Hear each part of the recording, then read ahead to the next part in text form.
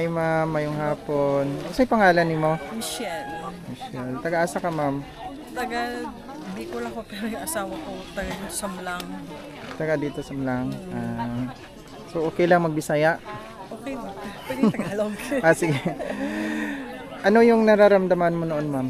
Dati po nung nagpa-check up ako, 2022, may ano daw ako, may ovarian cyst. Doon pa din na ano sa doktor. Pero doon pa ako doon sa Maynila. Oo. Bago ko pumunta dito sa Davao. Nung pa-check up ko dito sa Davao, parehas din yung ano nilang doktor.